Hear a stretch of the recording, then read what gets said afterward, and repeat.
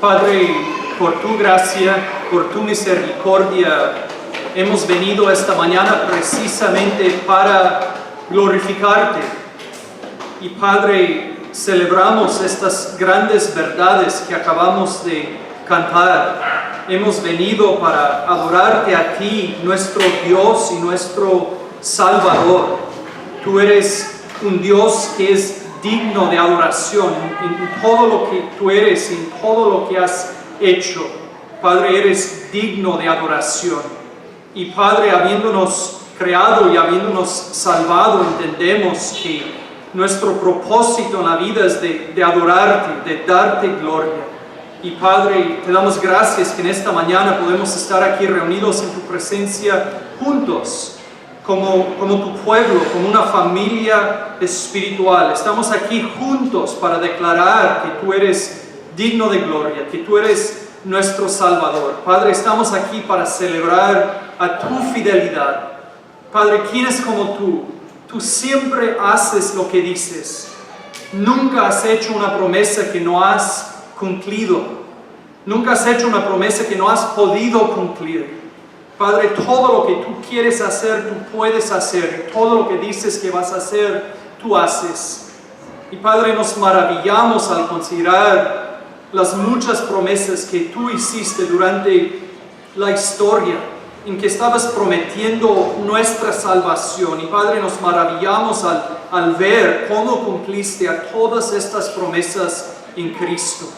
Cómo en tu debido tiempo enviaste a Cristo y por medio de Él has cumplido a tus promesas. Y Padre, a la vez reconocemos que hay promesas venideras. Padre, tenemos a nuestra bendita esperanza de ver a Cristo, de estar con Él, contigo por la eternidad. Y Padre, debido a tu fidelidad, debido a lo que hemos visto en tu carácter, lo que hemos visto de cómo tú has siempre cumplido a tus promesas, Padre, confiamos que cumplirás las promesas que todavía no han sido cumplidas. Y por eso esperamos en ti, esperamos en tu carácter, esperamos en tus promesas. Padre, en esta mañana queremos interceder por las necesidades en este cuerpo y más allá de esta iglesia local. Padre, de manera general pido por el bienestar de cada persona aquí esta mañana, de cada miembro de esta iglesia, cada persona, Padre, que está sufriendo con una enfermedad. Pedimos que estés cerca de ellos, que le des consuelo, que le levantes, que les sanes. Para cada persona que tiene una necesidad materia o económico, pedimos que te muestres fiel a ellos proveyendo. Pero Padre, más que todo quiero pedir por los individuos de esta iglesia esta mañana, por nuestro bienestar espiritual. Padre, cada uno de nosotros que te conoce actualmente se encuentra aquí en el territorio del enemigo, detrás de las líneas del enemigo. Nos encontramos aquí, Padre, en un lugar que es hostil a ti, es hostil a tu verdad, es hostil a tu pueblo. Es un lugar que celebra el mal, que llama lo bueno malo y lo malo bueno. Y Padre, nosotros siempre escuchamos los mensajes que el mundo quiere transmitir a nosotros y a la vez seguimos luchando contra los deseos de la carne y a la vez entendemos que tenemos un enemigo temible en el diablo que nos tienta.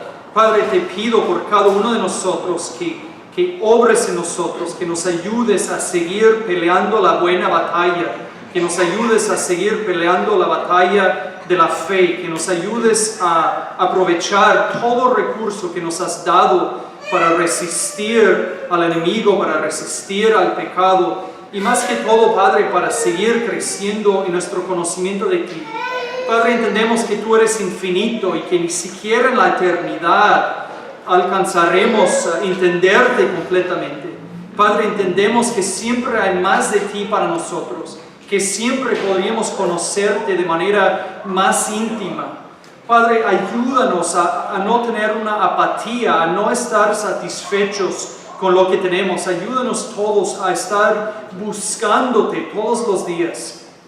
Tú nos dices que si te buscamos de todo corazón, que te hallaremos. Nos dices que si nos acercamos a ti, que te acercarás a nosotros. Nos dices que eres un galardonador de aquellos que te buscan. Padre, te pedimos crear en nosotros una hambre para más, una sed para conocerte más. Padre, ayúdanos a todos nosotros a crecer en nuestro conocimiento de ti. Y Padre, ayúdanos aquí en esta iglesia a ser de ánimo y de ayuda mutua los unos por los otros. Padre, guárdanos de no ser egoístas espiritualmente, de no solo preocuparnos por nosotros mismos mientras que los demás no están bien. Padre, ayúdanos a desear lo mismo por nuestros hermanos que deseamos para nosotros. Ayúdanos todos a crecer juntos. Y Padre, aquí en nuestra vida corporativa, pedimos que el amor pueda abundar. Padre, pedimos que podamos ser conocidos como una iglesia que ama, como una iglesia de personas que están muriendo a su egoísmo, que están estimando a los demás como mayores que ellos mismos, que están buscando los intereses los unos de los otros. Padre, ayúdanos a hacer morir los deseos de la carne, a hacer morir a nuestro egoísmo y a verdaderamente amarnos los unos a los otros, tanto en palabra como en hecho.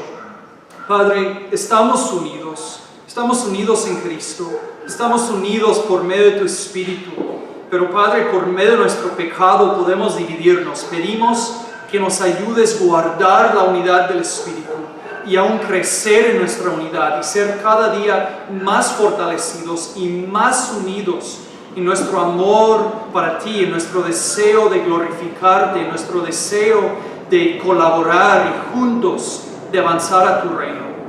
Y Padre, hablando de esto, queremos orar por nuestro ministerio de evangelismo.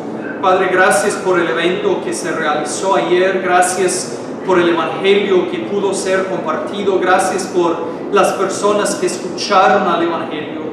Padre, queremos todos crecer como individuos, tanto como un cuerpo en el evangelismo. Queremos serte fieles, queremos ser deliberantes, queremos estar buscando siempre aún en nuestras vidas cotidianas oportunidades de compartir tu verdad. Y Padre, también queremos ver fruto. Nos atrevemos a pedirte, dejarnos verte salvar a las personas por medio de nuestra proclamación. Padre, tú nos has salvado a nosotros que te conocemos. Tú salvas por medio del evangelio. Pedimos que nos ayudes a serte fieles en proclamar a tu palabra y pedimos aún que salves a las personas por medio de nuestra proclamación. Padre, también queremos pedir por tu obra más allá de este lugar. Hoy día queremos pedir por la iglesia cristiana de Gracia en Cusco. Te damos gracias por nuestros hermanos Werner y Joe y Jair, que está aquí con nosotros esta mañana. Padre, gracias por haber levantado a esta iglesia en esta ciudad. Pedimos que bendigas el ministerio y la vida de esta iglesia, que estos hermanos también puedan crecer en su conocimiento de ti, en su unidad, que puedan ser un medio por el cual tú salvas a muchas personas en esta ciudad de Cusco y aún más allá de Cusco. Padre, también oramos por el país de Argentina en esta mañana. Entendemos que están promoviendo ahí la legalización del aborto. Y Padre, simplemente clamamos a ti y pedimos que tengas misericordia de este país, que tengas misericordia de las personas en este país, que frenes a este esfuerzo, que detengas a este esfuerzo que podría hacer mucho daño, que podría llevar a la muerte de muchos.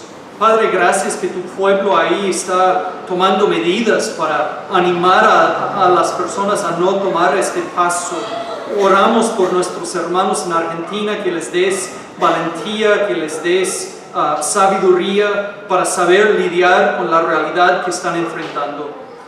Padre, sostenga a nuestros hermanos en Argentina y haz que tu iglesia sea fuerte allá también. Finalmente, Padre, quiero orar por nuestro hermano Evair, que va a predicar tu palabra ahora. Pedimos que hables por medio de él, que le fortalezcas, que le unjas y que nos ayudes a nosotros. Padre, queremos oírte.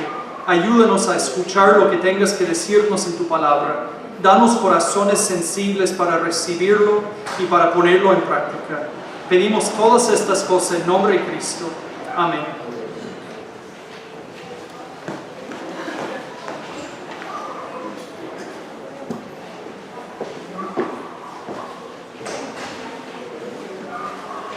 Muy buenos días, queridos hermanos. Buenos días. Buenos días.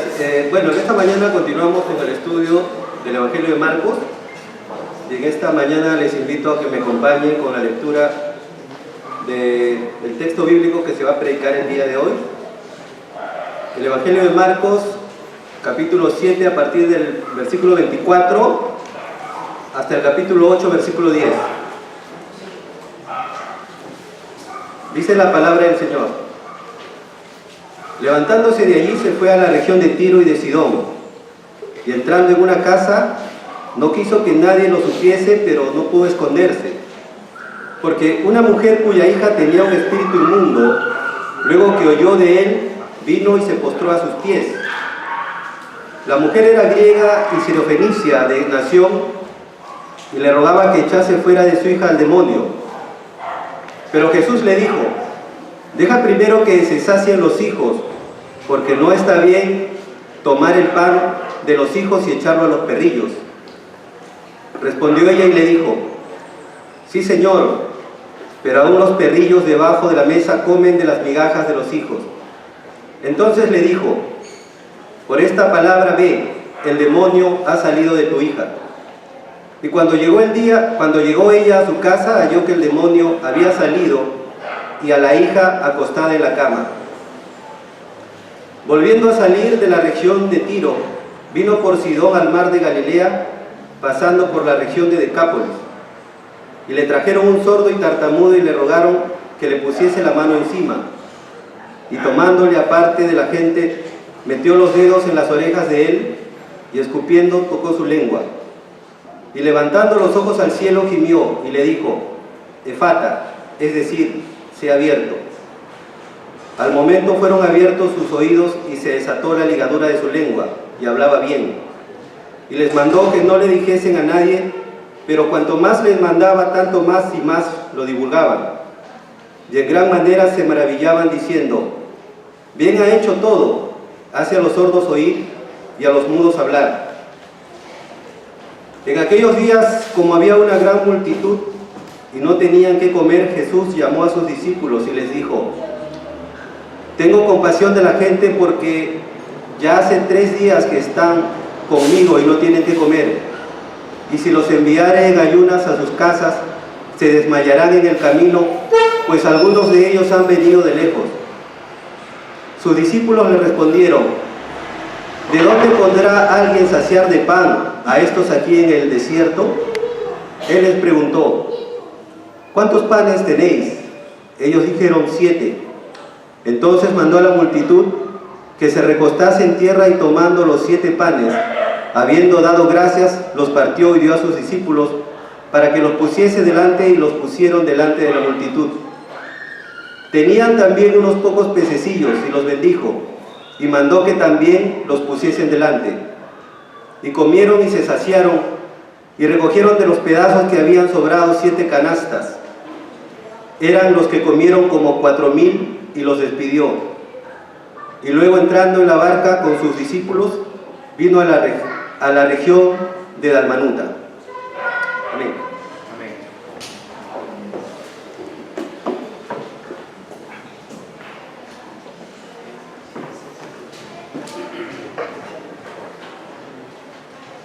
Hermanos, buenos días. Buenos días. Gracias a Dios porque ha provisto un parlante, creo que es de Jorge, y nos va a permitir, en mi caso, no esforzarme tanto para poder comunicar el mensaje que tenemos de parte de Dios. Pero vemos la bondad de Dios aun cuando no tenemos electricidad. ¿Por qué? Porque podemos disfrutar escuchando a toda la iglesia cantando. Dios, aún así, a pesar de no tener electricidad, a pesar de no tener las facilidades, nos permite ver su bondad, viendo la belleza de la voz de su pueblo cantando. Y cuando estaba en el segundo himno, creo que hay que bajarlo, no soy tan alto como Claudio. Cuando estábamos por el segundo himno, sentí como una especie de déjà vu, porque me transportó a mi pequeña ciudad de Iquitos, a mi primera iglesia. Allá la iglesia es muy tradicional, casi todas sus canciones son himnos. Entonces, cantando ya el segundo himno, me sentí transportado allá. Y era hermoso recordar entonces esos himnos. Algo está pasando en Ronaldo, que está trayendo estos himnos antiguos que nos permiten, aún en esos antiguos himnos, ver las maravillas de nuestro Dios. Y gracias por eso. Bien, antes de comenzar la exposición en esta mañana, les invito por favor a que conmigo nos dirijamos a nuestro Padre y oremos.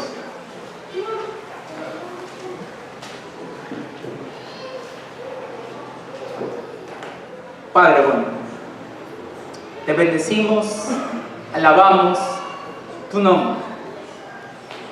Gracias por obrar, Señor, con bien para nosotros. Gracias por lo que tenemos y por lo que no tenemos. Gracias, Señor, por el momento en el cual nosotros estamos sin electricidad, pero que aún en medio de esto, Señor, tú nos permites ver la belleza de tu gracia. Al escuchar las voces de muchas personas aquí cantando acerca del Evangelio, cantando tus verdades.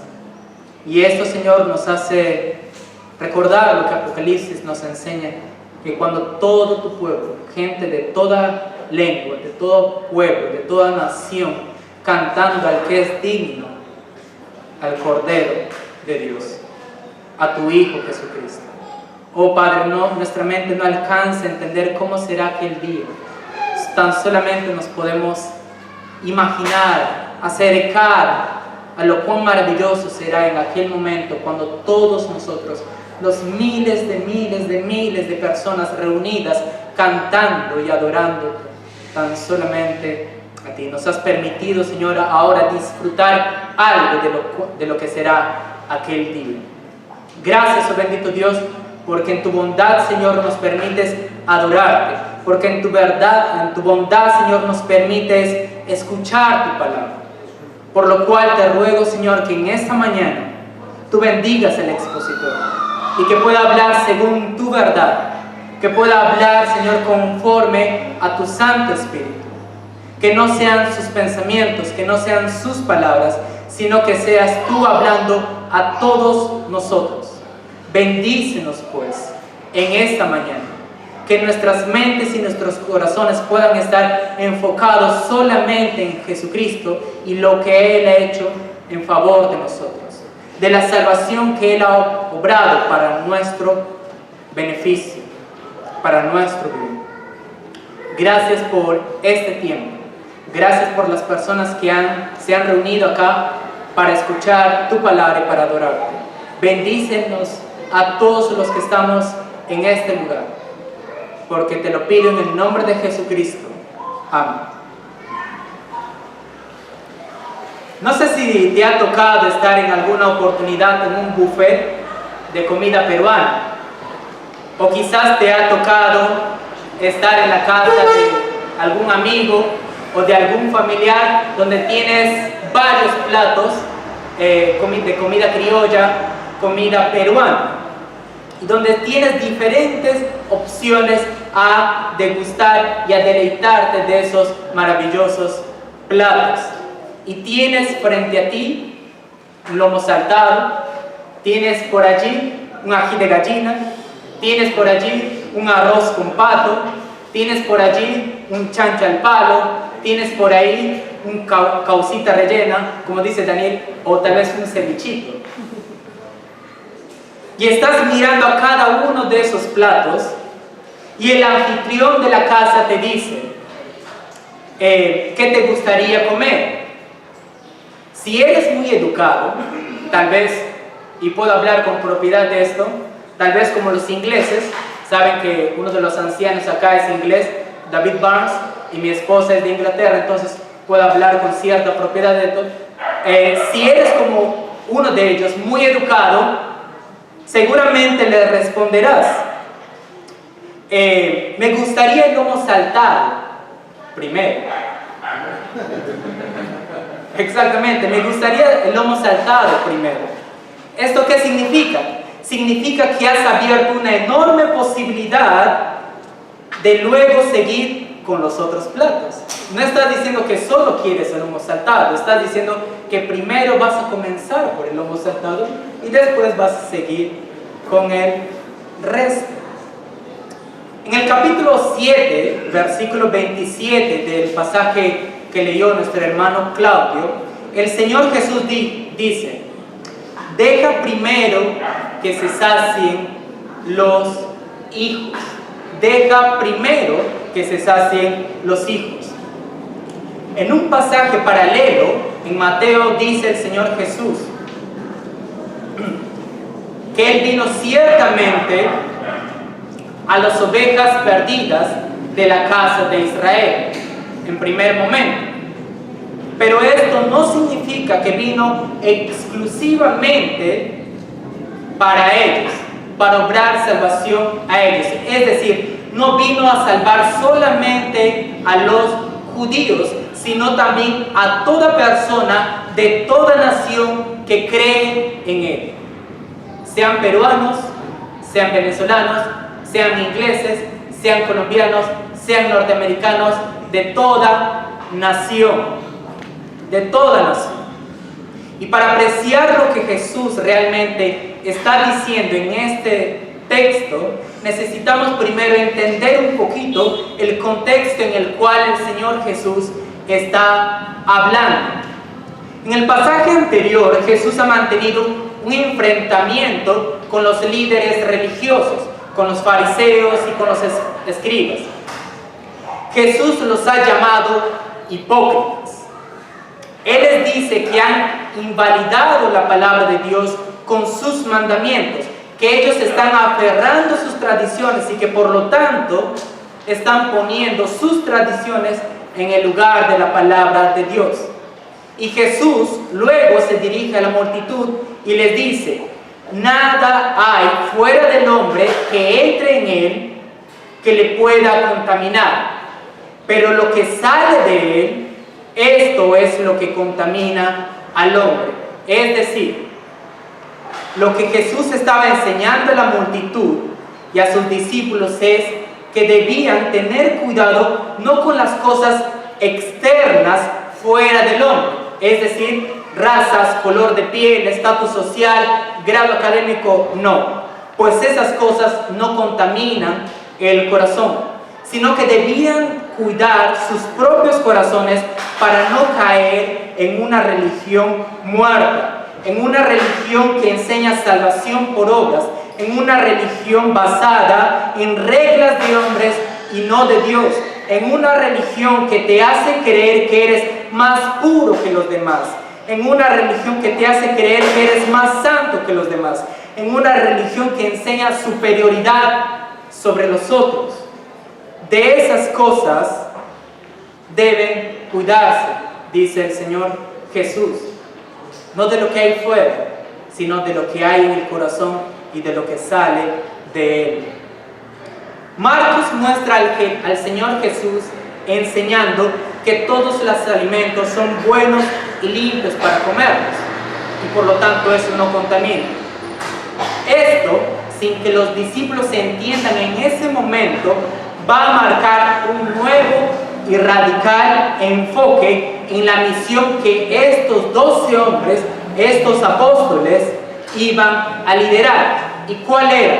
La integración de judíos y gentiles dentro de una misma comunidad llamada la Iglesia de Jesucristo.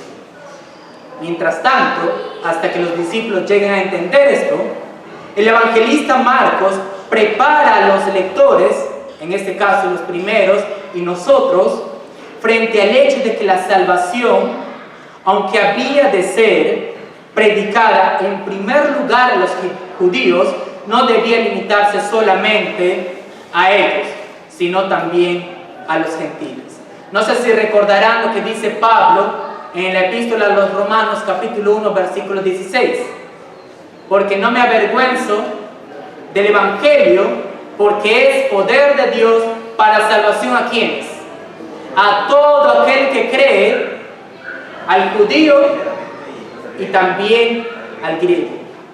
Hay que predicar ciertamente a ellos, a los judíos, dice Pablo, porque de ellos, por medio de ellos, vino las promesas, están los patriarcas y por medio de ellos vino el Cristo, pero no es solamente para ellos. Entonces vemos que Marcos deliberadamente nos introduce a mirar ahora a Jesús en tierras extranjeras. Marcos, luego de enseñarnos acerca de lo que contamina al hombre, es lo que sale del corazón, pasa inmediatamente a mostrarnos a Jesús enseñando a sus discípulos que la salvación de Dios alcanza más allá de los límites de la tierra judía. Con esto en mente, entonces, podemos afirmar con total seguridad que Jesús tiene un total desprecio por la supremacía racial. Es decir, no es que los judíos son los mejores y el resto están en un grado inferior. No, claro que no. Sin embargo, el primer escenario que vamos a ver, nos presenta a Jesús que pareciera que siente un rechazo hacia los gentiles, negando justamente lo que estoy diciendo, negando justamente lo que él acaba de enseñar en el pasaje anterior. Y en primer lugar vamos a ver acerca de una mujer, su tenacidad para aferrarse a las promesas de Dios. Versículo 24, leo: levantándose de allí, se fue a la región de Tiro y de Sidón, y entrando en una casa, no quiso que nadie lo supiese, pero no pudo esconderse, porque una mujer cuya hija tenía un espíritu inmundo, luego que oyó de él, vino y se postró a sus pies. En el versículo 24 leemos que Jesús, en búsqueda de privacidad, él abandona las llanuras de Genezaret, que estaba hacia el territorio judío, y procede a ir hacia el norte, a tierra de gentiles. Dice el texto, a región de Tiro y Sidón. En principio pareciera que su intención no es participar de una misión hacia los gentiles, sino simplemente permanecer de incógnito y descansar. Pues dice, no quiso que nadie lo supiese. Es decir, Jesús no quería mostrarse abiertamente a todo el público allí. Pero los acontecimientos que vemos a continuación dictan que pasó todo lo contrario. Alguien se enteró que Jesús estaba en la región de Tiro y Sidón, y se corrió la voz que él estaba en el pueblo, y una mujer necesitada rápidamente fue en busca de su ayuda. ¿Qué nos dicen las escrituras de esta mujer?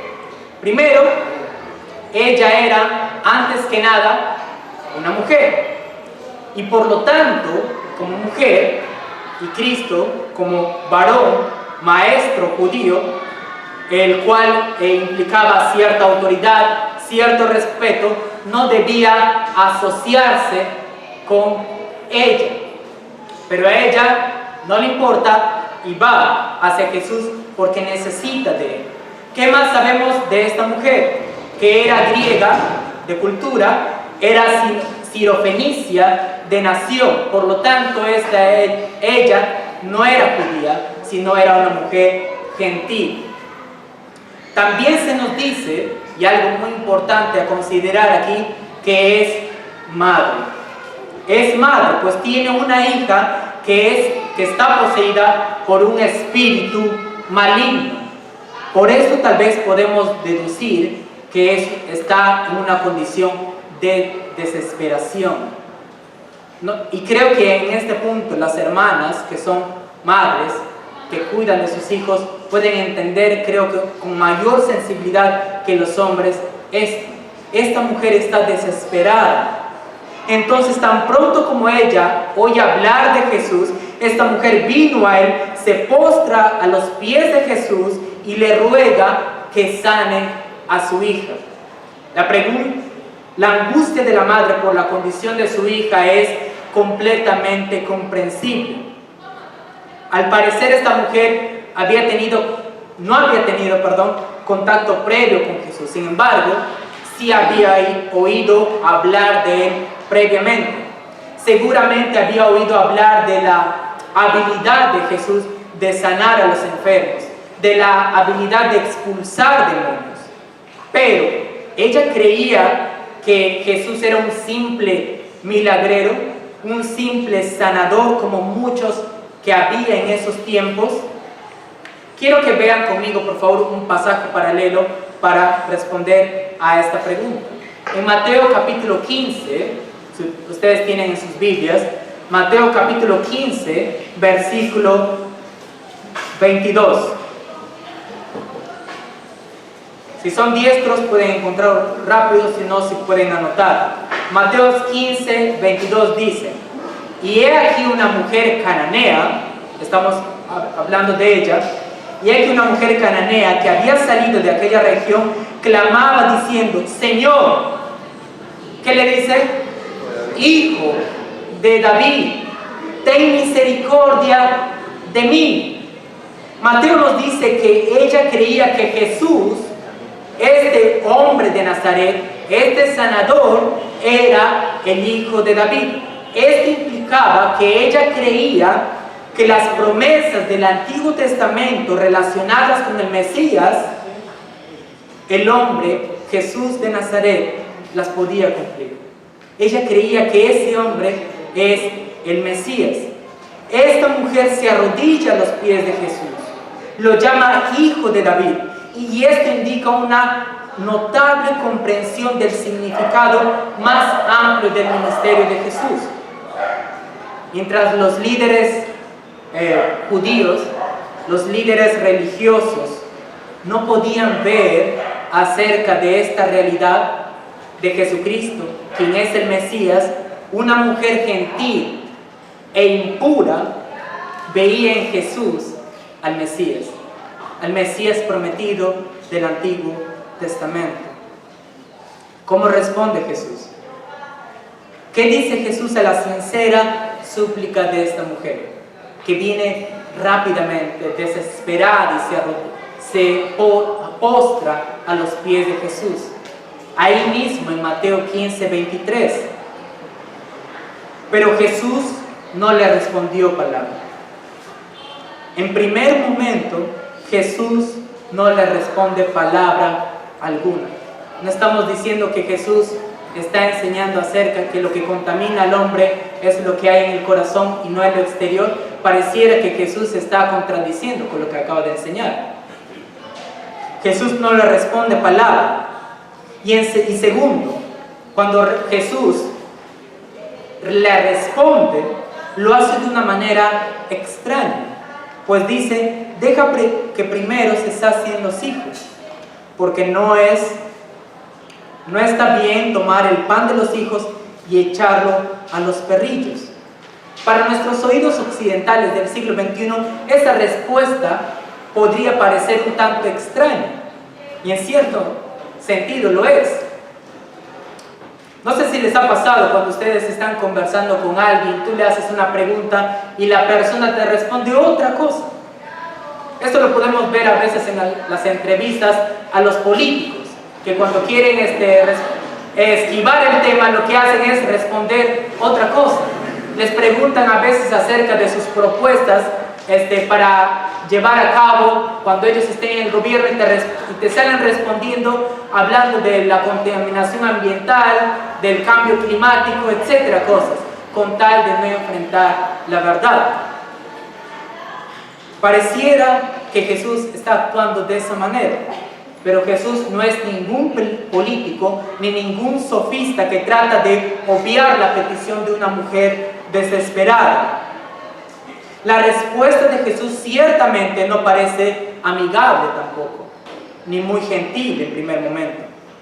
Todo el tono de la oración es negativa, hasta el punto de ser ofensiva, pues le dice, en cierto sentido, perrillo, perro de casa, como lo vamos a ver a continuación.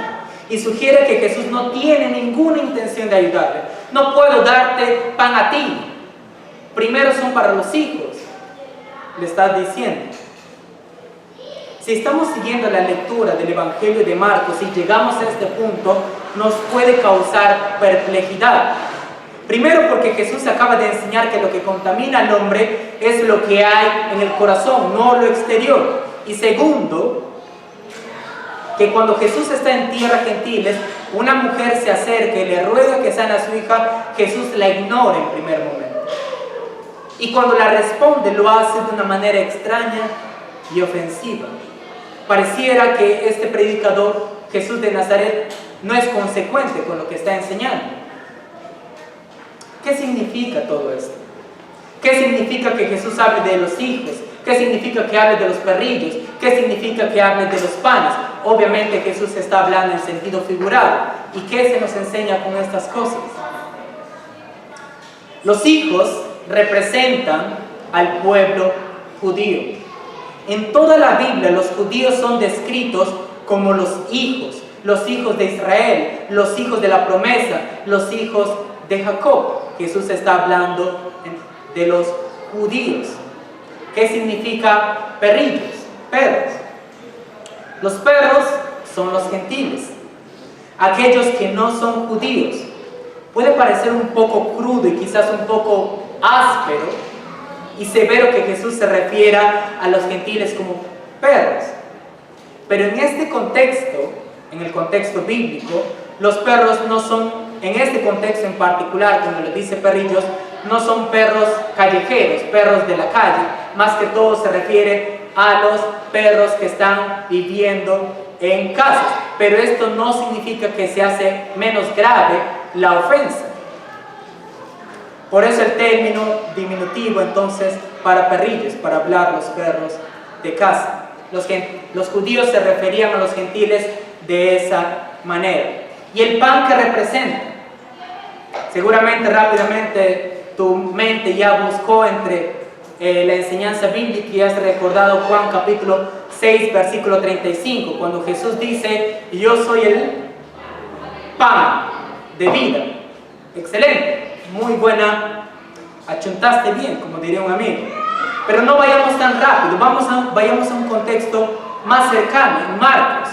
En capítulo 6 vemos la alimentación a los 5,000. ¿Cuál es el elemento principal allí que utiliza Jesús para alimentar a los 5,000 hombres? El pan. Y más adelante, en el capítulo 8, va a haber algo similar, una alimentación a un grupo menor, a 4,000 personas. ¿Y cuál es el elemento principal allí? Una vez más, el pan. Jesús quiere enseñar a sus discípulos acerca de esto.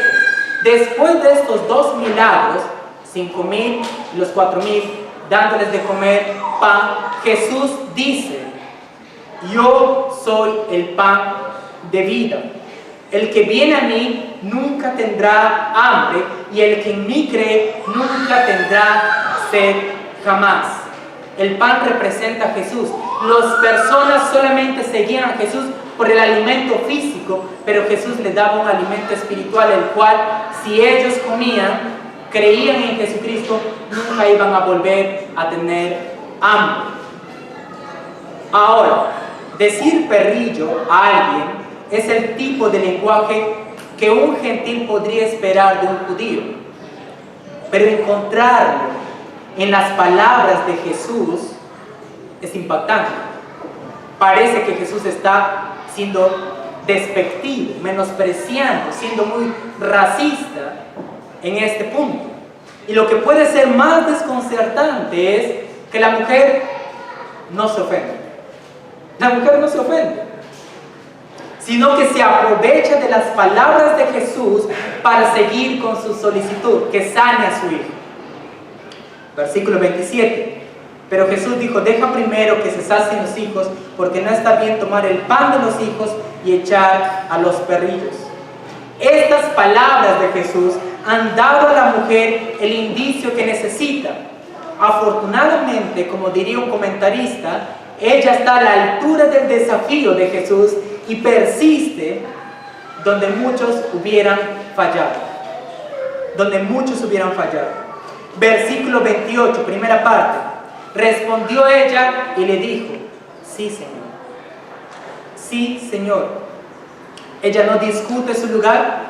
Ella dice: está bien, soy perro de casa, siguiendo la metáfora obviamente, y con muestra de humildad y astucia y tenacidad continúa con su solicitud. Sí, Señor, pero aún los perrillos debajo de la mesa comen de las migajas de los hijos. Con esto vemos dos cosas. Primero, la fe de la mujer sirofenicia contrasta dramáticamente con la decidida incredulidad de los fariseos y los escribas de Jerusalén. Mientras los escribas y fariseos rechazaban a Jesús, odiaban a Jesús, eran incrédulos a la palabra de Dios, esa mujer sirofenicia, gentil e impura, tenía una fe humilde en Jesucristo y se aprovecha aún de las palabras duras de Jesús. Y por otro lado, contrasta con el hecho de que los discípulos no entendieron acerca del primer milagro de la alimentación a los 5,000, acerca del pan. Jesús le dice, porque aún no, el comentario de Marcos es, porque aún no habían entendido lo de los panes por cuanto estaban endurecidos en sus corazones. Mientras los discípulos no entienden lo que Jesús está haciendo con el tema del pan, esta mujer, escuchando la metáfora de Jesús, ella se apropia de esa migaja de pan, ese algo pequeño que Jesús le puede dar. Jesús es el pan de vida que ha sido dado en primer lugar para los judíos. Pero esa mujer le dice a Jesús, algo siquiera de ti, una pequeña migaja, dame de tu poder para sanar a mi hija. Algo insignificante tuyo puede servir para sanar a mi hija, siquiera una migaja. Esta mujer entonces en su habilidad, en su tenacidad, comprende y se aprovecha de esta verdad. Pareciera que Jesús, ante esta mujer, es como si Cristo empujara a la mujer a mostrar hasta dónde va su fe. Es como si mostrara a los discípulos, miren la fe de esta mujer gentil, impura.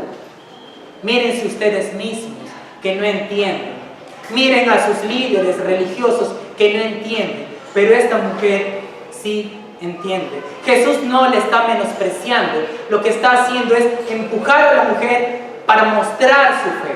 Hasta dónde llega y para enseñar a los discípulos hasta dónde, qué tan grande es la fe de esta mujer gentil. Mientras que los escribas olvidan la realidad de la vida con su apego a las tradiciones religiosas y los discípulos permanecen aburridos y fríos de corazón, una mujer griega y sirofenicia muestra una profunda y total confianza y dependencia en Jesucristo. Si no eres creyente, cree en Jesucristo. Ruega que te salve, como esta mujer rogaba por sanidad. Jesús no desprecia, pero requiere tu total dependencia, requiere tu total fe en Él. Y cuando esto pasa, Él te va a salvar. Hermanos míos, ¿hasta dónde está tu fe? ¿Estás actuando como los discípulos duros de corazón que oyen pero no entienden? ¿Estás realmente creyendo las promesas de Dios? ¿Tienes la humildad de esta mujer que veía en Cristo al Mesías prometido? Y que no solamente creía en la persona, sino que se aferraba a sus promesas. ¿Actúas de esa manera?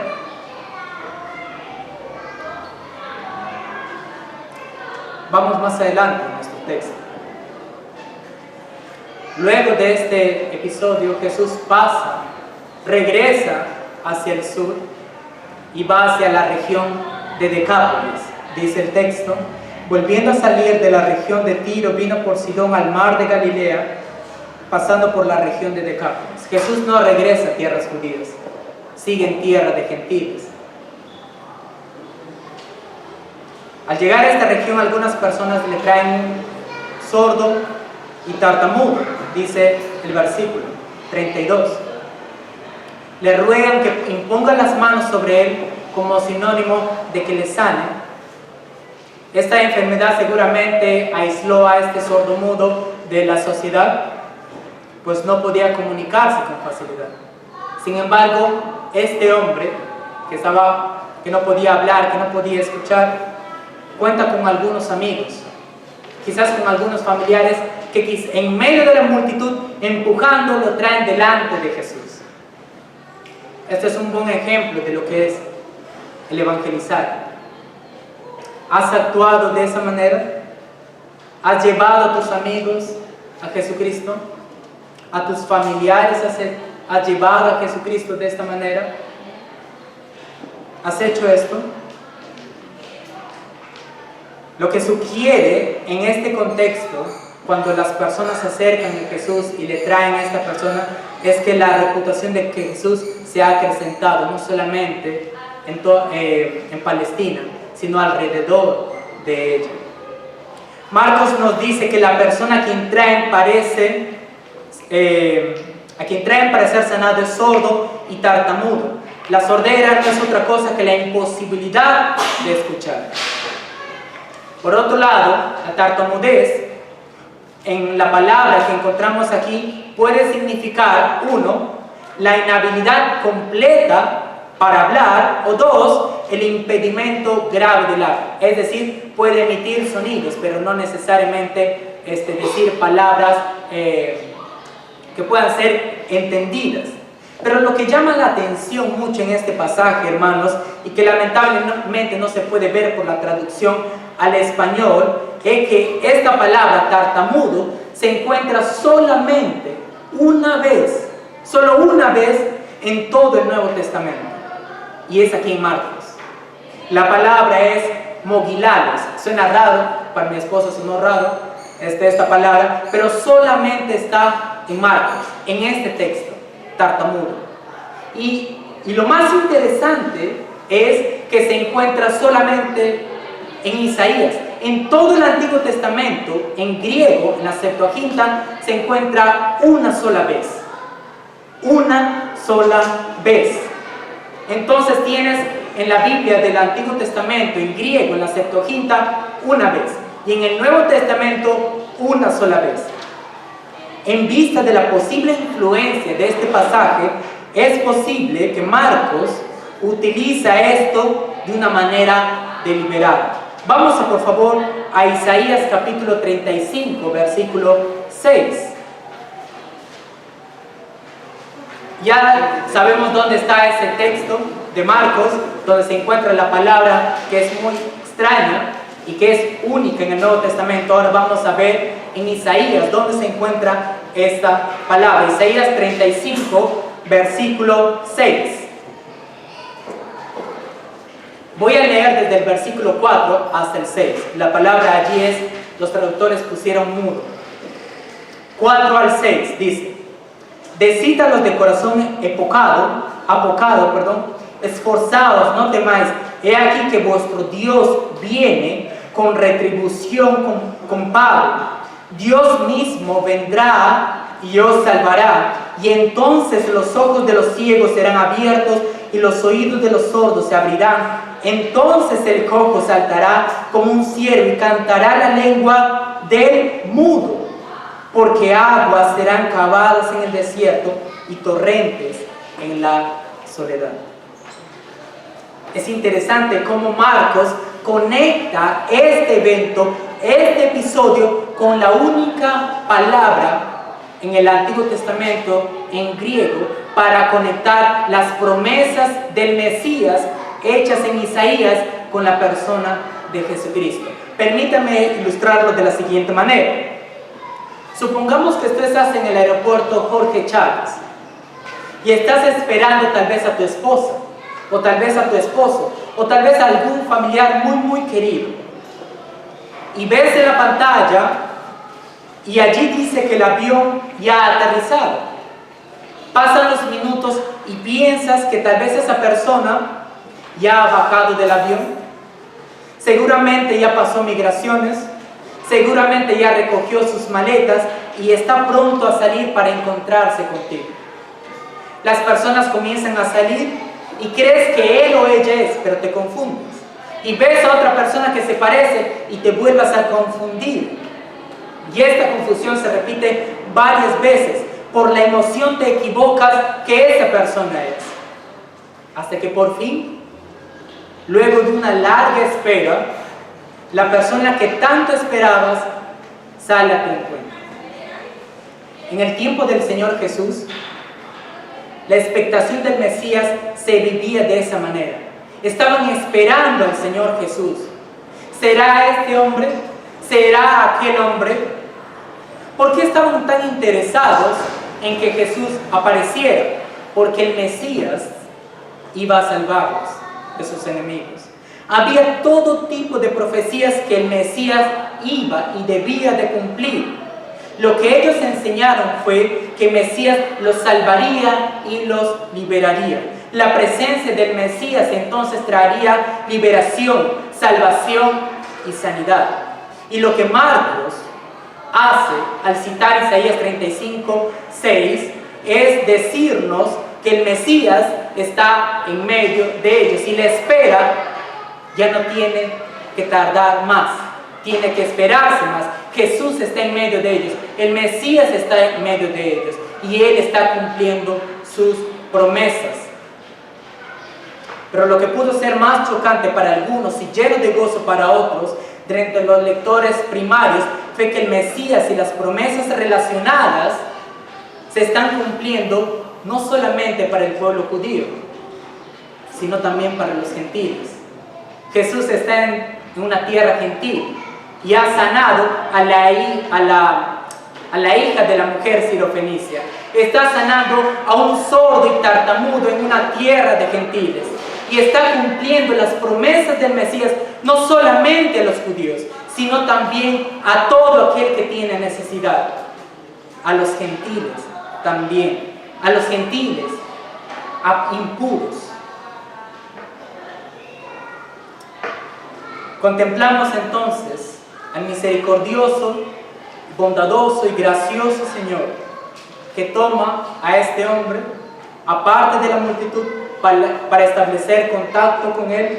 35 dice: y tomando la parte de la gente metió los dedos en las orejas de él y escupiendo tocó su lengua y levantando los ojos al cielo gimió y le dijo Efata, es decir, sé abierto.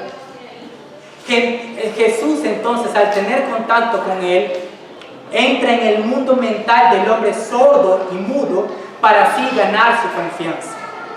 Por un lado, esto implicaba la sensibilidad del Señor Jesús, y por el otro lado, el hombre podía esperar que este hombre que estaba enfrente a él le iba a sanar.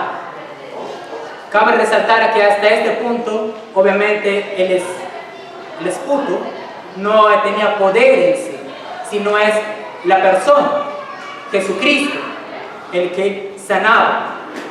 El versículo 34 nos dice claramente cómo al final Jesucristo sanó.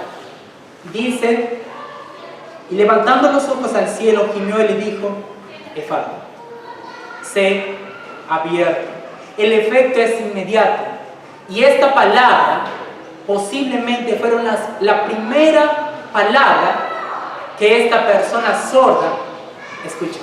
Imagínense la primera palabra venida del Señor Jesucristo, y este hombre ahora podía escuchar. El milagro se realizaba en tierra de gentiles. A este hombre posiblemente también gentiles. Y ahora este hombre hablaba bien y ahora este escuchaba. El resultado final de este episodio en tierra de la gran mayoría de gentiles fue que las personas quedaron maravilladas. Versículo 37. Y en gran manera se maravillaban diciendo: bien lo ha hecho todo. Hace a los sordos oír y a los mudos hablar. Marcos hace este comentario una vez más refiriéndose a Isaías 35. Cristo lo hace todo para bien de los demás. Thomas Watson, un puritano, dijo en uno de sus libros: los atributos de Dios obran para nuestro bien. Las promesas de Dios, las misericordias de Dios y los dones del Espíritu Santo nos han sido dadas para nuestro bien. Los ángeles, la iglesia, la intercesión de Cristo, las oraciones y las aflicciones obran para nuestro bien. Las tentaciones, los momentos que Dios nos pone, los momentos de prueba en que Dios nos pone, todo obra para nuestro bien. Todo obra para nuestro bien. ¿Cuándo fue la última vez que te detuviste y pensaste en esto? Que Cristo obra para nuestro bien. No importa quién seas, Dios obra para tu bien. ¿Has considerado, si no eres creyente, que tu visita en este lugar no es en vano?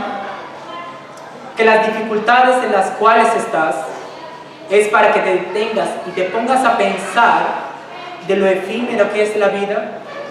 Dios obra las cosas para tu bien, y si estás en este lugar es para tu bien. Si estás escuchando la palabra de Dios, la palabra de Cristo, es para tu bien. Si estás vivo es porque Dios aún lo quiere y es para tu bien, para que tengas la oportunidad de que te arrepientas y confíes en Jesucristo, para tu bien. Los que son creyentes, ¿te has puesto a meditar que la enfermedad que estás pasando, la dificultad que estás pasando, los problemas con tus familias que estás pasando, los problemas económicos que estás pasando, es para tu bien? ¿Es para conformarte a la imagen de Jesucristo? No importa quién seas, de qué nacionalidad seas, Dios obra para tu bien. Todo lo que pasa es para tu bien, para que confíes en Él. Y por último, el último escenario al cual nos lleva Marcos es muy diferente, pero sin embargo siguen estando en tierra de gentil.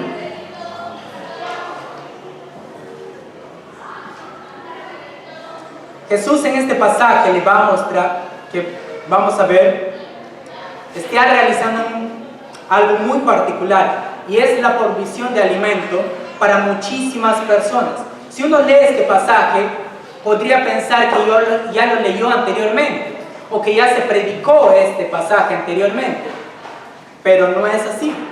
¿Por qué? Porque esto es en un sentido diferente al pasaje del capítulo 6, donde la alimentación es para 5,000 personas, y acá tenemos una alimentación para 4,000 personas. No se puede ver con claridad una vez más en este texto. No sé si algunos, los que tengan tal vez celulares o Biblia de las Américas, en el versículo 1, ustedes pueden seguirme tal vez los que tienen Reina Valera. El versículo 1 dice, en la versión, en este caso, Biblia de las Américas, de la siguiente manera: en aquellos días, cuando de nuevo había una gran multitud que no tenía que comer, Jesús llamó a sus discípulos y les dijo. Algo que no se nota en la Reina Valera 1960 es la frase, las palabras "cuando de nuevo". Es decir, se va a repetir un escenario diferente en este capítulo, que ya se vivió anteriormente. ¿Y cuál es? Alimentación para 5,000 personas. Ahora es para 4,000 personas. Marcos resalta la palabra de nuevo para mostrar de que se trataba de una secuela de evento anterior y familiar. Un primer detalle interesante a notar es la cantidad de personas. Ya dijimos, por un lado 5,000, por este lado 4,000 personas. Otro es la cantidad de panes y peces. En un primer momento vemos 5 panes y 2 peces. En Marcos 8 son 7 panes y algunos pececillos. Otro detalle interesante es, en Marcos 6 se recogieron al final 12 cestas llenas y en Marcos 8 se recogieron 7 canastas. Son eventos totalmente diferentes, pero lo más interesante a considerar es el lugar donde se realizó el milagro. En Marcos capítulo 6, la alimentación a los 5,000 es en tierra judía y en su gran mayoría a judíos. Y Jesús no mezquinó su gracia, no fue menos misericordioso con ellos y proveyó alimentos a más de 5,000 personas. Y ahora, en Hechos capítulo 4, la alimentación va a ser para 4,000 personas y para en su gran mayoría gentiles. Gentiles. Y Jesús, una vez más, no mezquina su gracia, aun siendo gentiles, aun estando en tierra de extranjeros. En el versículo 2 y 3 dice: tengo compasión de la gente porque ya hace 3 días que están conmigo y no tienen que comer. Y si los enviaren algunas a sus casas, se desmayarán en el camino, pues algunos de ellos han venido de lejos.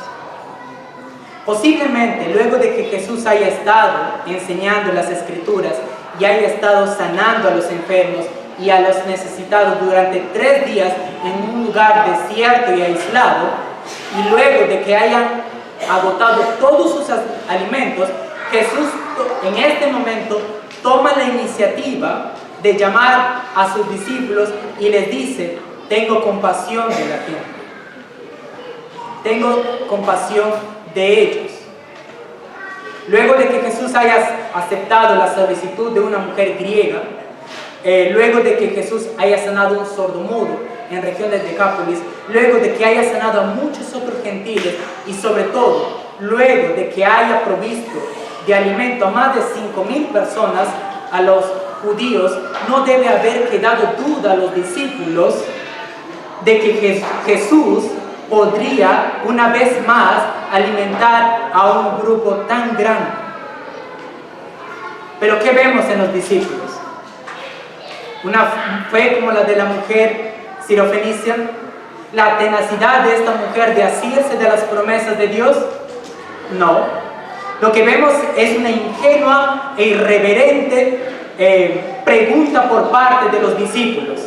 Versículo 4. ¿De dónde podrá alguien saciar de pan a estos aquí en el desierto? ¿Quién podrá hacerlo? Pero acaban de ver el milagro que hizo Jesús, de alimentar a 5,000 personas, a más de 5,000 personas, a los hombres con sus familias. Acaba de no mezquinar su gracia sanando a gentiles. ¿Por qué va a mezquinar ahora de su gracia una vez más alimentando a un grupo tan grande, aun siendo gentiles?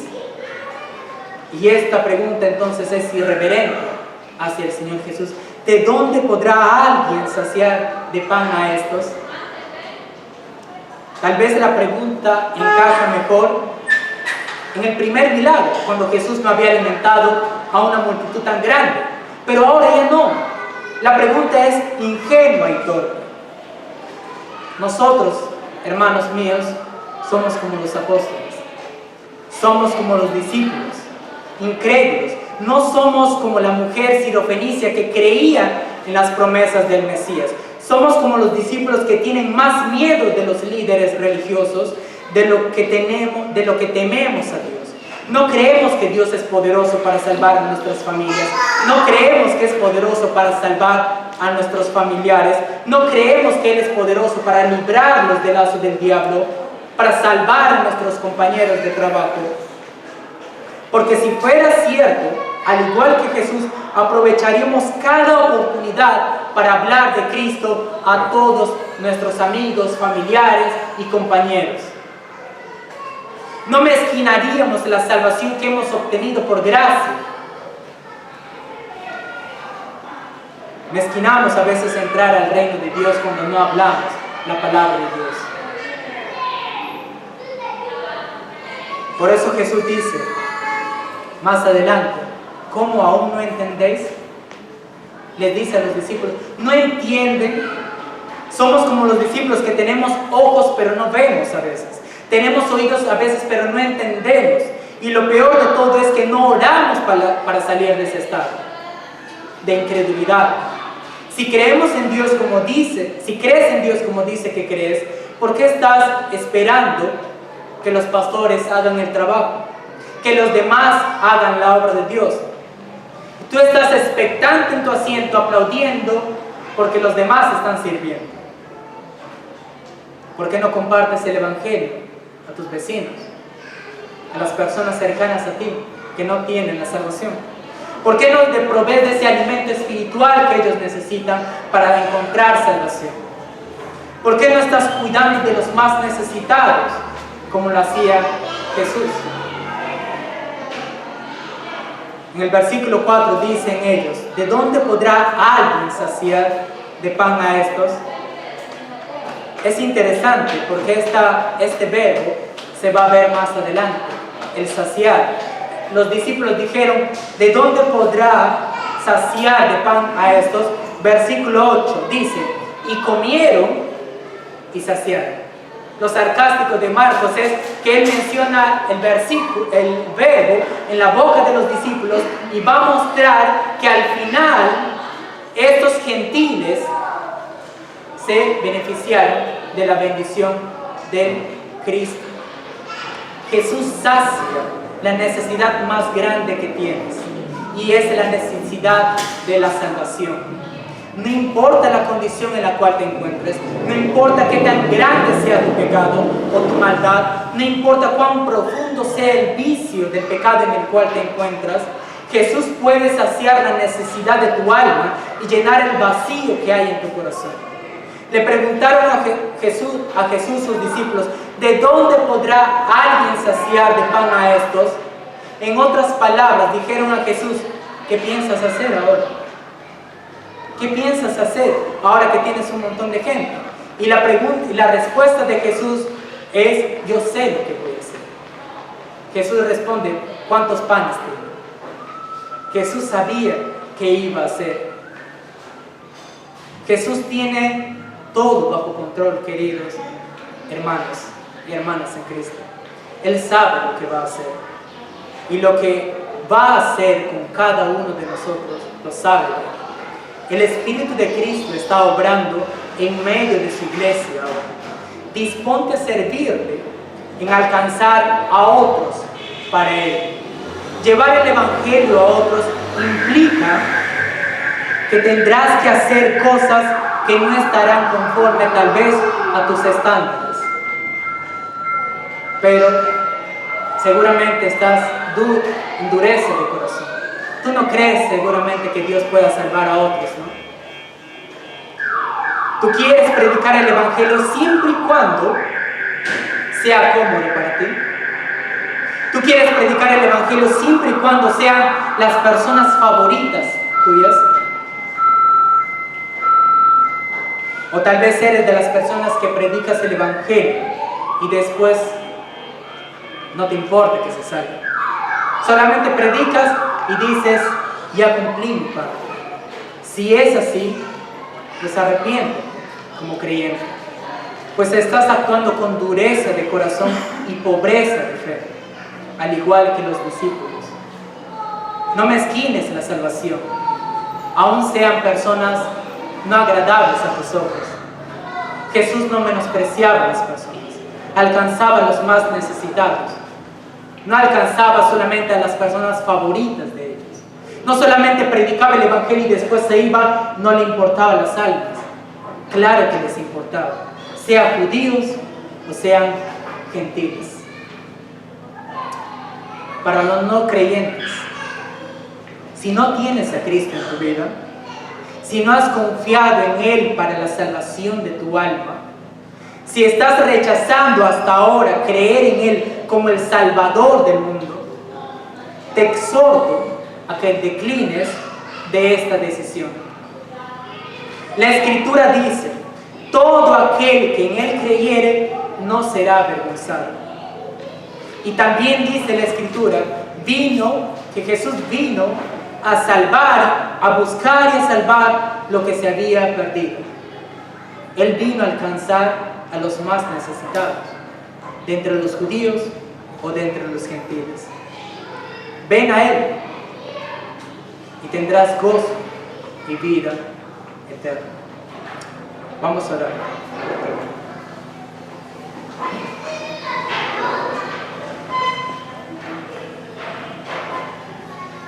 Padre mío,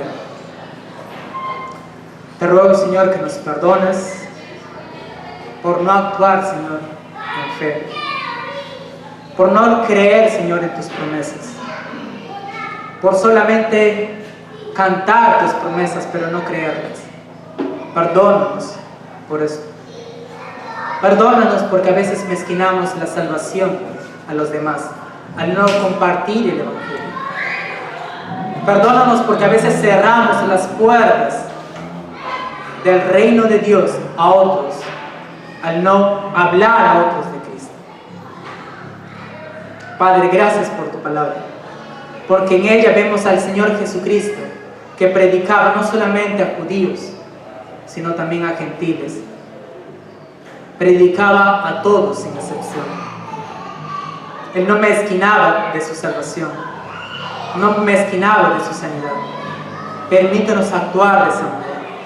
Haz que en nuestros corazones, Señor, crezca la fe, para que seamos como la mujer sirofenicia, que confía en las promesas de Cristo, las promesas en cuanto a Él se hicieron. Que podamos creer, Señor, lo que tú has prometido. Danos a nosotros, Señor, la capacidad para responder conforme a tu palabra. Que podamos alcanzar a los necesitados. Que podamos tener la tenacidad de esta mujer aferrándose a las promesas de Cristo. Que podamos ir y proveer alimento espiritual a los más necesitados. Que no nos encerremos solamente en nuestro pequeño círculo de iglesia local, sino que también salgamos a otros lugares. Ayúdanos, oh bendito Dios, porque nosotros no tenemos la fuerza para hacerlo. Nuestra fe es tan pequeña y tan pobre que no podemos hacerlo nosotros mismos. Por lo cual ruego por tu Santo Espíritu que nos ayudes para hacer esto posible. Bendice a tu pueblo, bendice a los que no te conocen, de que de tal manera, Señor, tu palabra brote en sus corazones y haya vida. Trae salvación, Señor, a sus vidas, a sus corazones, y haya gozo para tu iglesia al ver, Señor, que tú estás obrando en salvación. Has hecho esto, Señor, en el pasado, en nuestras vidas. Hazlo ahora también a los que no tienen vida, porque te lo pido en el nombre de Jesucristo. Amén. En 1 Pedro, en el capítulo 2, recordamos